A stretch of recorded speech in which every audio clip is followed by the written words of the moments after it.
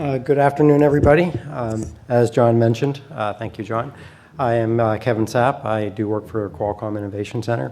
And the product that we're going to show you today is the Snapdragon Performance Visualizer. This is more or less a tool suite that we've been putting together to allow you to analyze your code interactions on Snapdragon parts. So let me see if I can figure this out.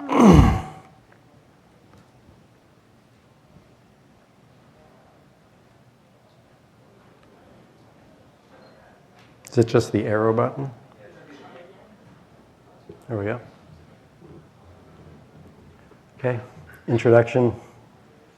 And so here's more or less the agenda for today. We're going to talk about first what is the Snapdragon Performance Visualizer. Just a brief overview of some of the features and how it works and what all you can do with it. We're just going to touch a few of the features that we have in the tool suite. It is a tool suite. There are probably at least 10 different tools in here, as well as a command line interface that more advanced users, if they prefer to use that they can jump into. And the way that, as John mentioned, the session is going to run is what I'd like to do is introduce first the Snapdragon Performance Visualizer, the features that we have in it, how it works, and then go into a couple of the individual features that we've seen a lot of traction on, and then explain what those do, show you how they work, and then go into a demonstration on that piece. Then we'll jump into another piece. And once we get into the demos, then feel free, raise your hand and ask some questions. If we get too many questions, then I might have to kind of move along a little bit, but we'll try to manage that as we go. Okay, so first up, we're going to talk about our real-time data and live view. So what real-time data is we look at the data as it's being done. So you can see your CPU performance, your CPU utilization, your frequency changes, your GPU utilization as they're happening. If you have slow-moving events that you've instrumented into your code, and we're also going to show you how to do that today, then you'll see those pop up on the real-time display as well. Okay. Then what we're going to go into is some mechanisms for customizing the tool. So we do have a whole bunch. There's probably 1,000 different things that you can look at using this tool, but we can't anticipate everything. And many times, there's some piece of data that's critical in your application that you really want to see when it's happening, or the magnitude of it, or plot that over time, or see it with other values. And we provide multiple mechanisms to allow you to do that. And we're going to show you how to do that today, give you a brief demonstration on it. I think what I have is a sine wave. Wow. Then we'll get into something a little more complicated and just being able to show you how we visualize traces, how we have taken a unique approach on statistical profiling. Does everybody know statistical profiling, what that is, isn't? Okay. So nobody, one person knows what it is? Okay, fantastic. So for everybody else that's either shy or doesn't know what it is, statistical profiling is, for the most part, you take a look at your system statistically or periodically based on some event. Our default event is a timer tick, but you can select cache misses, cache hits, TLB misses, TLB hits, etc. And then you take all that information, put it together, and you generate a profile from it. And that's why it's called statistical. But we also have mechanisms for trace, and that show you exactly when things are happening. Then, time permitting, we're going to go into some power. We also, a sister tool of the Snapdragon Performance Visualizer is the Qualcomm Embedded Power Monitor. And these two work incredibly well together. They were both developed by the team in Raleigh, and they were meant to be integrated. It allows you to correlate your performance, your traces, and everything with your power.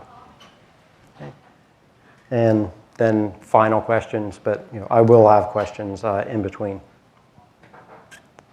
Okay, so what is the tool? That's what everybody wants to know. Try to give a brief overview. It is a suite of tools. And this is the standard marketing information that we provide with it. I'll let you kind of read that for a little bit.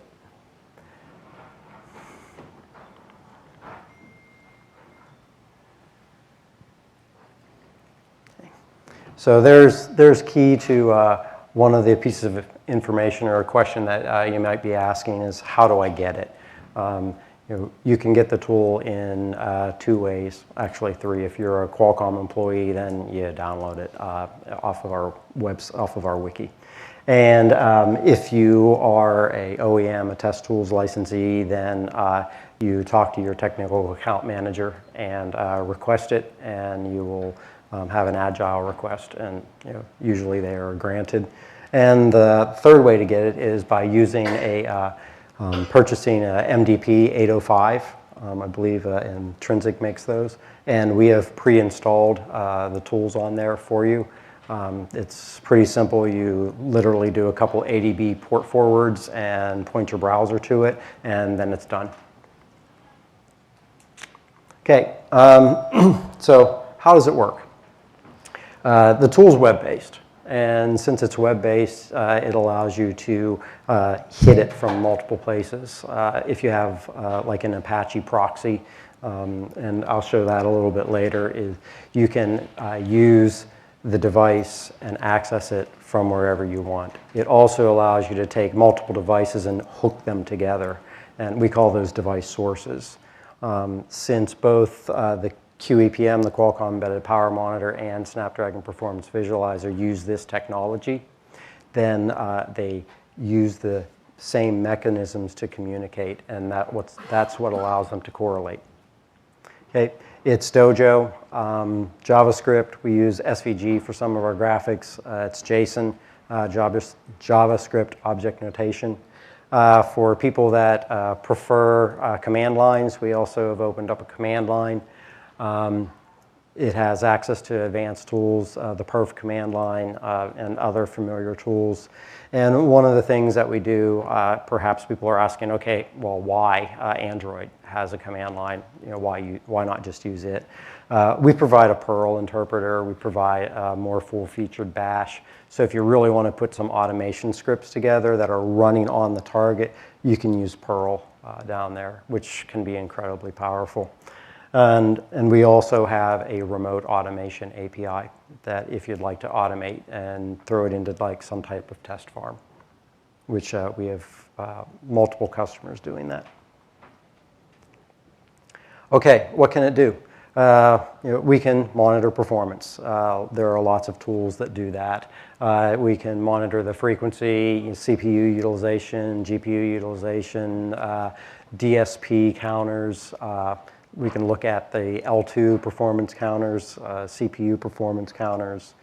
We can visualize system traces, and we can also put in the statistical profiling that I mentioned. Custom data, custom markers. We can allow you to look at a file system node and read out of that file system node periodically. You can look at thermal data. So, chips are running faster and faster and faster these days, so they get hot. And there are sometimes times where they have to be thermally mitigated. You can see some of these actions. As I mentioned, we can integrate with a power monitoring tool. We have memory leak detection. We have kernel probes. What kernel probes do is they allow you to insert, let's call it a printf statement or a printk statement into the kernel without having to change your code. And then that can also be integrated into our tool so that when your print statement is hit, you can see in time along with everything else when it was hit. So you have a real nice correlation. We use A-trace. We bring in some A-trace, and we've also extended it to use the begin and end markers, the B and E's there. And we create an outlier approach, so we will filter down.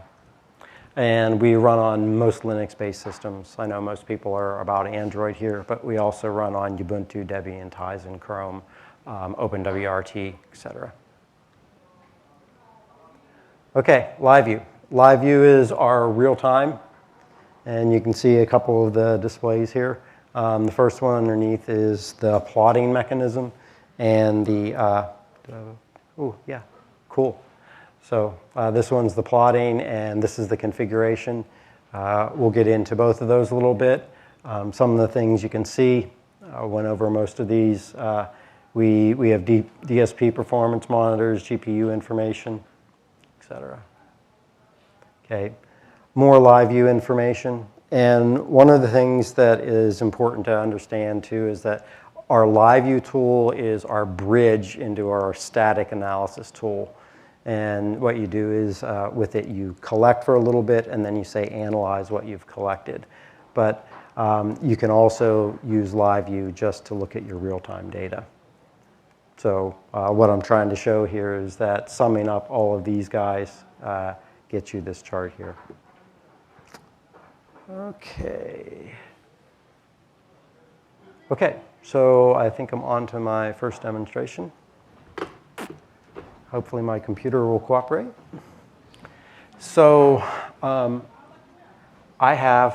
thank you guys. That was pretty seamless. I have a MDP up here. It is a 805, so it's a 800 series processor. And what we do here is you can see up in this corner, we show what it's running. We show that it's a Liquid running Android, version information. And this is what you see when you point your browser to the device the first time. So for live view, we come under Tools, go to Profiling, and take a look at live view.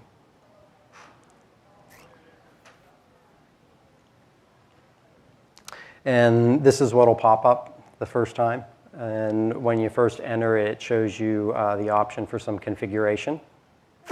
And I'll also show you how to add additional channels into this window. But for now, let's just play around in here. So people generally like to see system overview. So we can take a look at the CPU utilization for all the cores here. And then let's maybe take a look at the CPU frequencies. Okay. If we want to look at DSP, it's pretty idle right now, and the GPU. Let's take a look at these guys here too. And we scroll down, press apply, and we see all of our channels over here that we've selected. And you can scroll. And it's really helpful if you have a large screen. Right here, you can change how long you'd like the display to be, from here to here. Right now, it's 10 seconds, so let's change it to 20. Okay. The plots do auto scale. So one of the things that we do on this plot, is we put everything on the same, y-axis. And you'll see a bunch of the data just kind of lumped together. But by clicking these, we can turn whichever ones we want on and off. So let's start it. Press start. And we start to see information here. And if we want to pull them all out, we can. And just look at CPU utilization. Let's do something like this and look at the shaders. I don't think they're doing anything right now. So I'm playing with the screen, honest. So, everybody familiar with a Adreno test or power lift?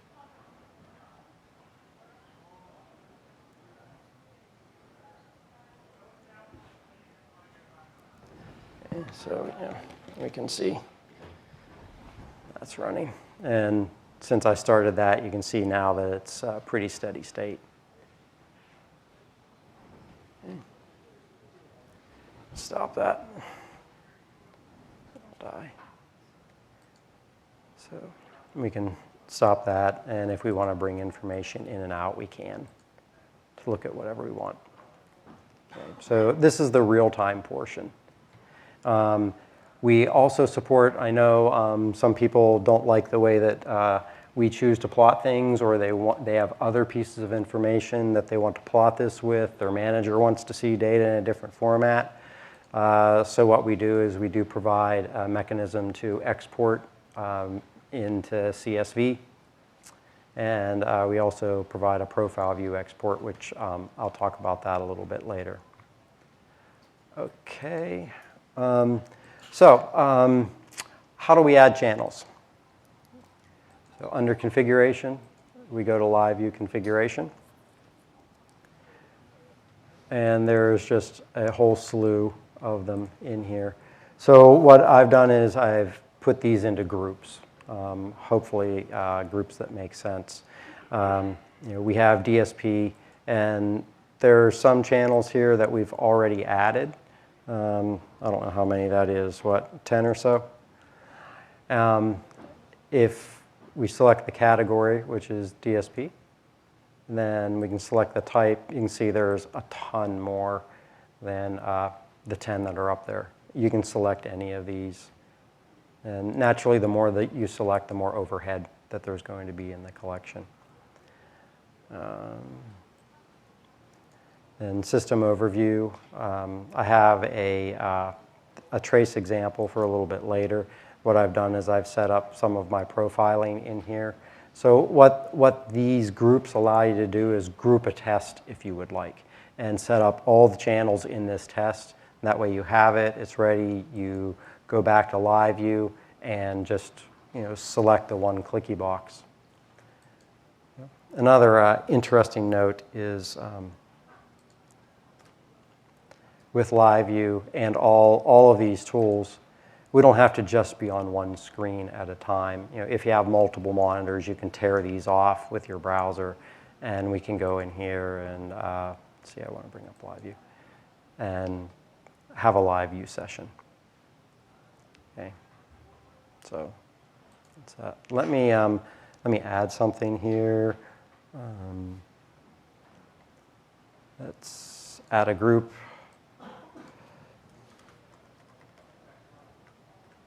Uplink 1, create, and we can select something. Take a look at interrupts and exceptions, and ARM exceptions, all interrupts. And we're going to say we'd like to look at it every 250 milliseconds. We go down to a millisecond. The more you collect, the more overhead it's going to take. How much you want to buffer, we allow that to be configured on all channels, and then which CPUs you'd like, and also which processes. Now these are channel dependent. Some things we can't take down to that level. We also have a more button. Mores are everything, the information, the more button is customizable. Okay, so we save this. Hopefully it will save. It did. And then if we go over back to live view,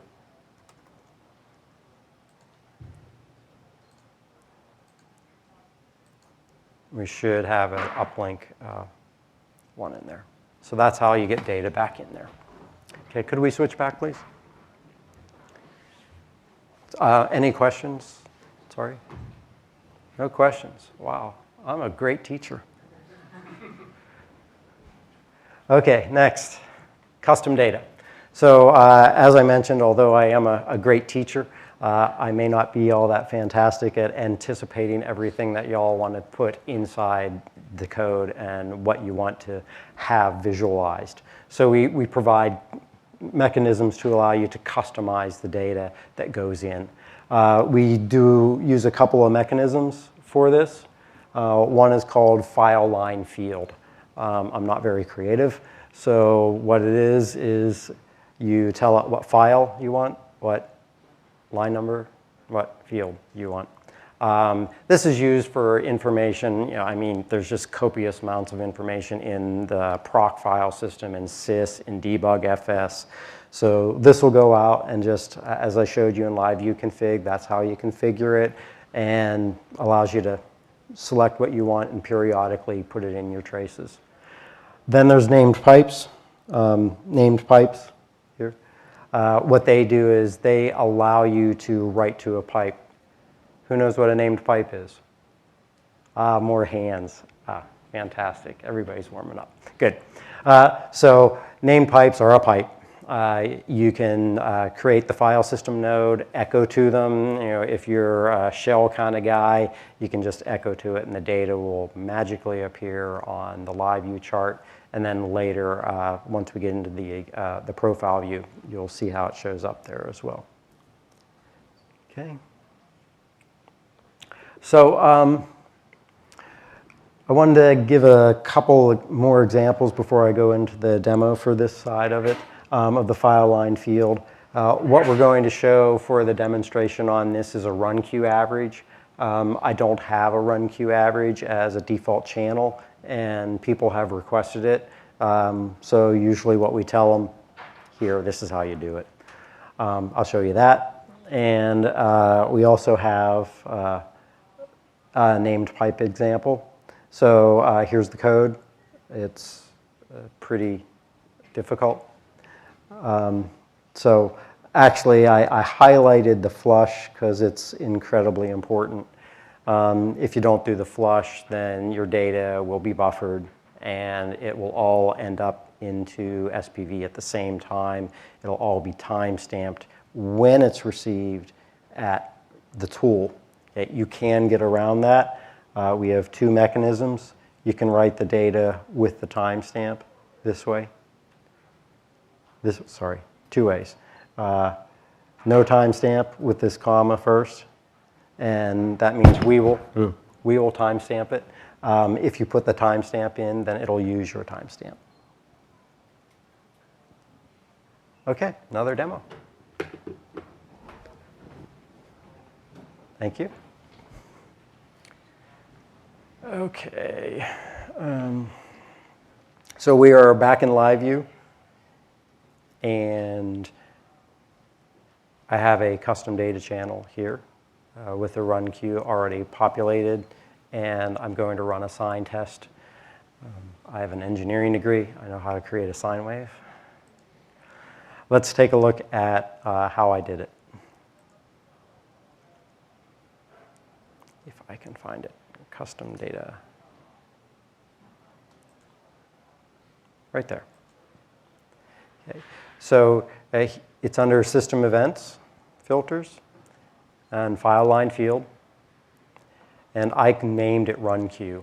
You can name it whatever you want. And if you like Spider-Man, call it Spider-Man.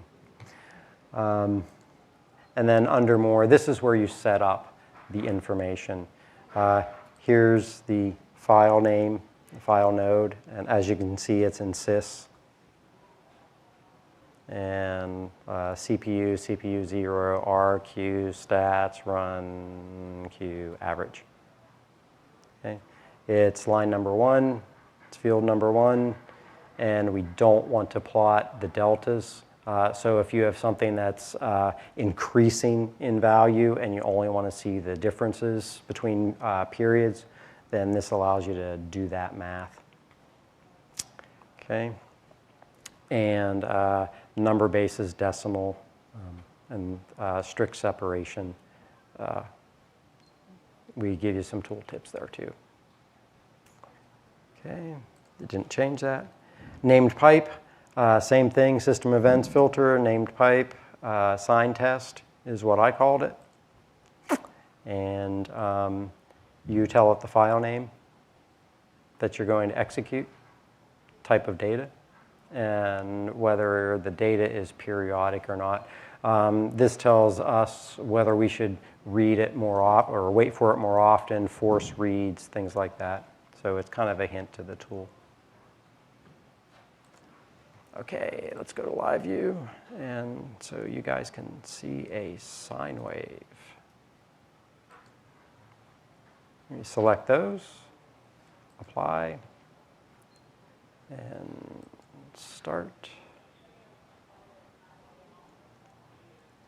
And wow, there's a sine wave. Look at that.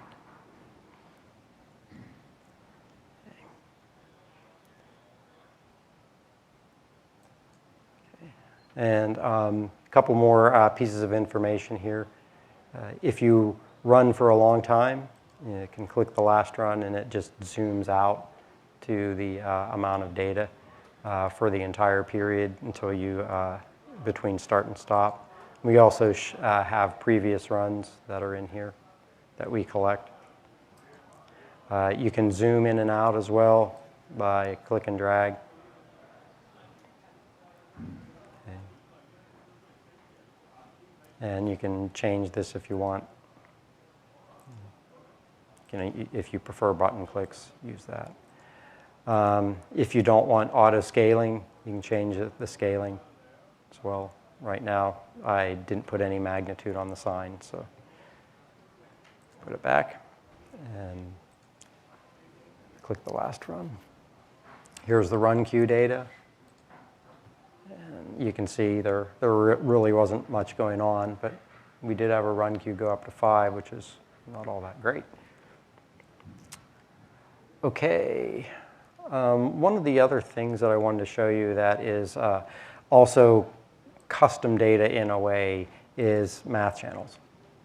So our math channels, a lot of times people may want to calculate a cache miss ratio, L1 miss ratio. And we don't do that directly inside the tool. We provide the tool that allows you to create ratios or math based on whatever you want. So any of the channels that are in there, you can do the math. We also have a triggering mechanism. So triggering is, you know, hey, when the CPU utilization goes above a certain percentage, start doing some other things. And that allows you to, you know, if you know when a problem happens, it allows you to not collect the entire period and just collect after you see that problem. Okay, back please. Thank you. Any questions? Yes?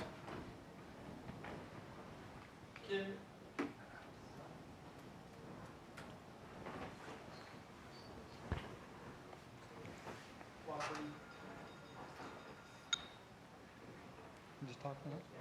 Okay. Oh, is there a way to see the real-time impact either for a defined or a custom channel for utilization? I'm not sure I understand the question. Can you go back, please, to the demo? The overhead. The overhead? Correct. Okay. That's a good question. So let's see if we can figure it out. We have kind of a quiesced system here. So if we come into channels and take a look at, let's wipe out this custom data, okay? And let's put CPU utilization in across all cores and apply, start, and we can see what kind of baseline we get. Oops. Sorry about that. I didn't get rid of the custom data. And we start. And we can get a baseline here. If this is too quick of sampling, then we can go back and change it. So we're peaking, you know, down to 0 up to whatever. So then we can stop this, go back to channels, and that would be our baseline.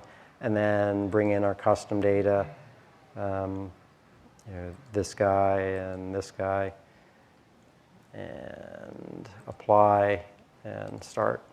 So we should be able to take that and figure out what the difference is. Does that make sense? No? Yes? Not quite what you're looking for? Not quite. Okay, so we can talk afterwards, okay? Just stop up. Next question. I'm here until like 9 o'clock, so.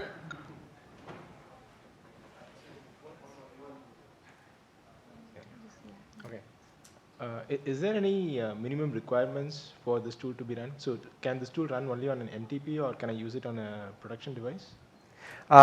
We do require root for this tool. Okay. And depending on what kind of license you have, you can run it on a production device if you have it rooted. We do try to limit to Qualcomm-based devices. But we do require root for this tool. Just root is enough. No build time changes. There are build requirements. So let me show you that. We try to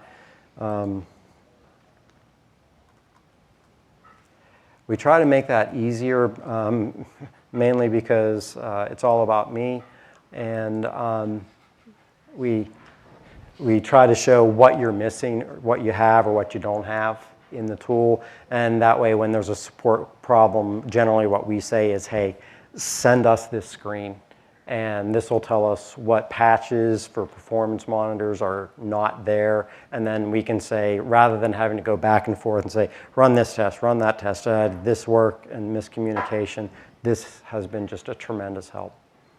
Okay, any other questions? Last one for this one, and then we'll take them out offline, and I'll get to the next segment. Time?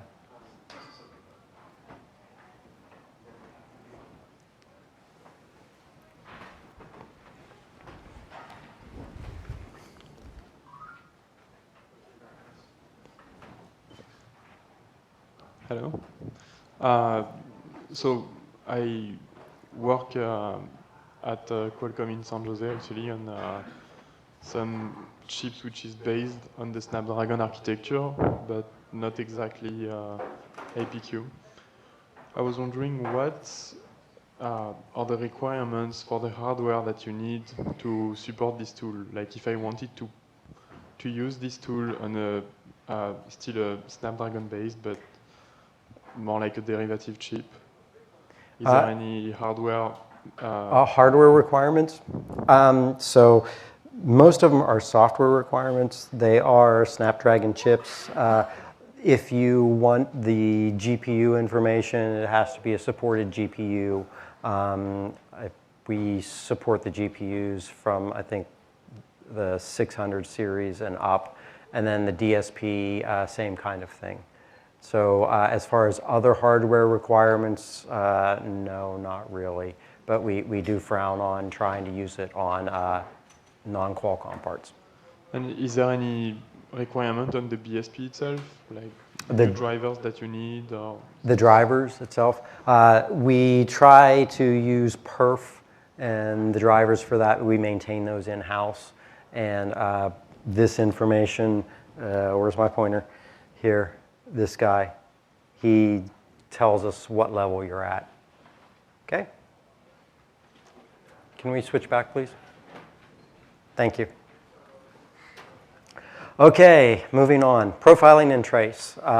This is where it all kind of comes together. So we have statistical profiling and instrumented-based profiling. The sample-based, which we explained that everybody in the room raised their hand that understood statistical profiling. Fantastic. We also use perf record under the covers. So if you're a perf fan, command line interface, you can use that. We don't stop that. The profiling and the trace is not real time. It is collect, stop, analyze. We support multiple visualizations. We have the traditional text-based O-profile. I'll show you where it is in the menu, but I'm not going to show you O-profile today. And we have our profile view GUI, and I'll show you that. And we also provide libraries for instrumented code. Again, another question, gprof. Anybody know what gprof is? A couple people, good. So gprof is a GNU profiler, and what it does is it inserts code into every function so you can see how much time, how many times you went in. What we do is we take that code and add performance counters to it so you can get performance counters on a function level. I'm not going to demo that one today, but so we're going to demo tracing. and some of the backtrace information, per context performance monitors, and things like that.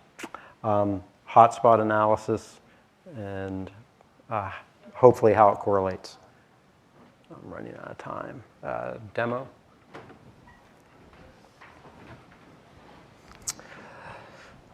Okay.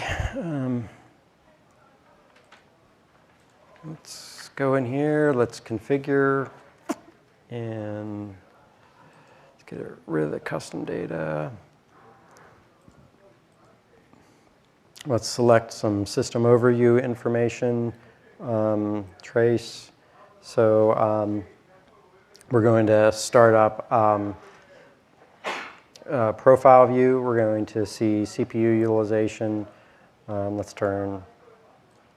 Let's not do CPU utilization. It's already in the system overview. Time chart, and we're going to run CoreMark. CoreMark's a little test that we have. And DSP won't be doing anything. Oh, and let's add some cache hits and misses. So let's add these guys. And we'll say apply. And one of the things that's nice here is you should see CoreMark annotation here when you're starting and stopping. We provide a channel that allows you to start and stop applications through strace. So there's CoreMark starting.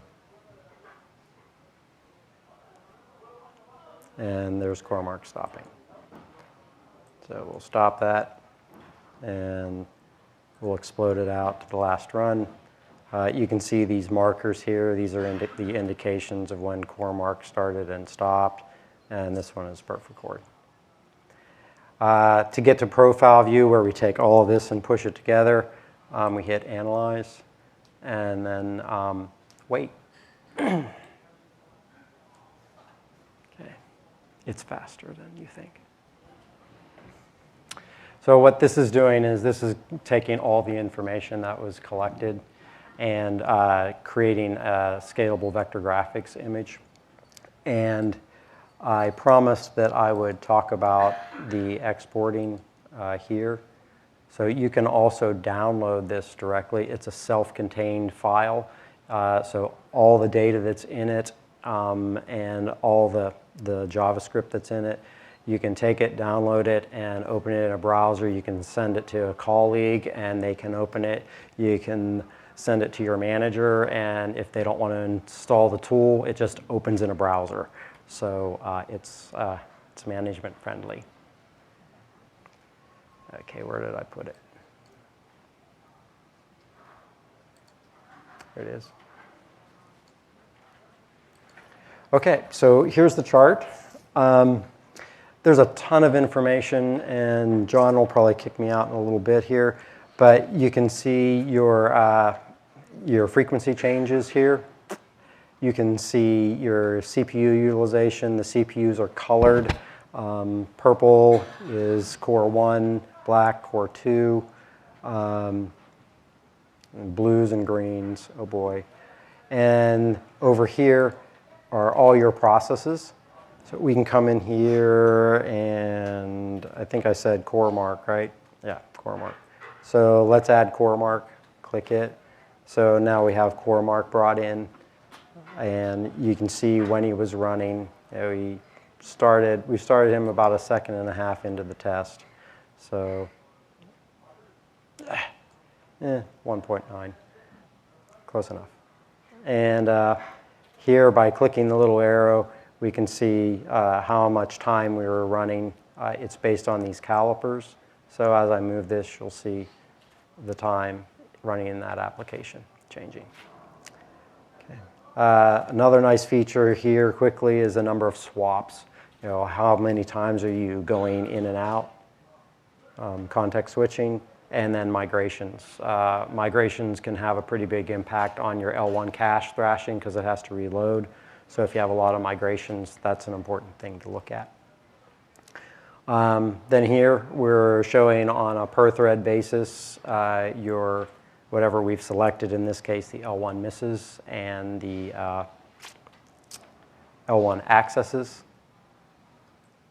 We have some people, this is collected on each context switch. Some people don't always like it visualized that way, so we came up with a concept to kind of spread it out and make it more into time quanta. And we can change it to more of this time quanta or bucket approach. You can select how many buckets you want. I'll say 200, and clicky here, and now it's broken down into more of a time quanta. So here's all your frequency information, the stuff that we were collecting. Okay. Down here, so what's the weird bar chart? This is O-profile. But what we've done is we've taken O-profile, and rather making it one big profile, we've broken it down again into time quanta. And you can change it, I think, to 24. I don't know why 24. That's what my developer liked. And so there's one. That would be an O-profile. You can see which process was the problem. There's 19 of them, and these are all correlated with the time from up and down right there. Okay, this is showing right now per process. If we click here, you can look at the thread-based. Click here. You can see per library, and if you've compiled with -G or one of the -G options, you can see functions. So another very powerful thing, configure filters. And configure filters, let's just say we are only interested in core mark. So let's get rid of everything else. Oops. And we don't care about the kernel code, so we'll pull him out. So now what we've done is we've filtered out everything except the core mark application or your application of interest. And we can see the heavy hitters for our functions here, a CRC. We click in there.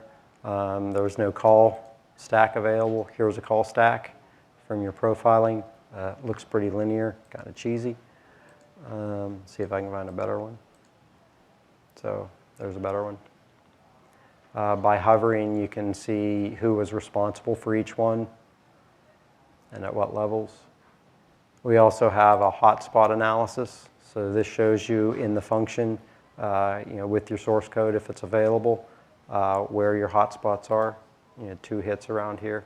Does everybody know what SCID is when it relates to a pipeline? Okay, so pipelined architectures, generally what happens is just because the exception happens here doesn't mean that's where your core was. So the pipelines execute multiple instructions simultaneously. So these are about approximations. We work with the CPU architects to try to make it a little better. Okay, any questions on this? How's my time, John? Okay, we have 3 minutes for questions. Oh, come on, everybody can't understand this thing. Yes, sir. Gotta wait. Yes, it does. Hello. Hello. Right. So at the bottom, you have the call stack and the per function kind of breakdown.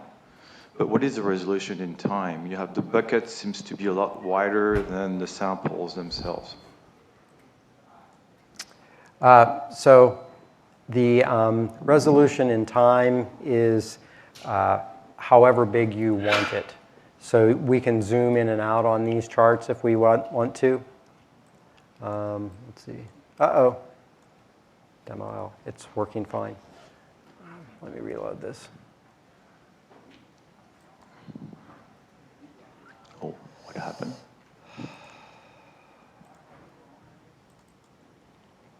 Save more. Yeah, so the more you zoom in, you can actually get down to a single sample. I have the samples configured for a millisecond. That is configurable in Live view config. If we go under profile view and look at CPU profiling, this is the perf command line. Are you familiar with perf, sir? Yes, I am. Okay, so minus F 1000, frequency 1000, use the CPU clock. If you want to do cache hits or misses, then you would use R1 or R2, whatever it is, for the event. So it's 1,000 hertz, is that what it is?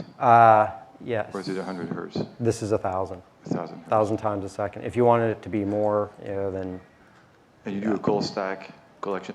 Yeah, Yes. but going higher, don't you lock up the system? Yeah, going higher, you have problems. So Right, we I'm default surprised to you can this. even go to and- 1,000 hertz.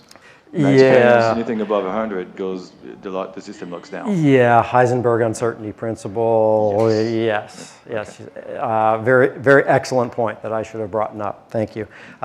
The more you monitor, the more stuff you put in, the more overhead that you have in there, and so you have to be cognizant of what you're doing. Please don't call me and say, "Hey, I overloaded the system. I monitored everything, and my app's not running anymore. Why not?" So. Thank you. Sure.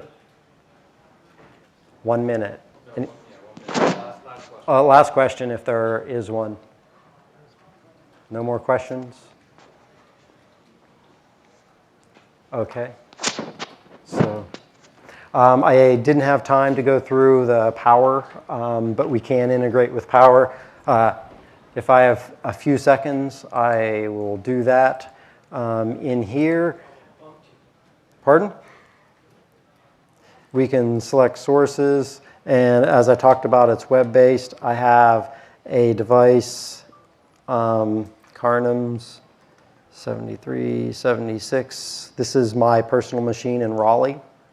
We can add it, say apply, and now what we've done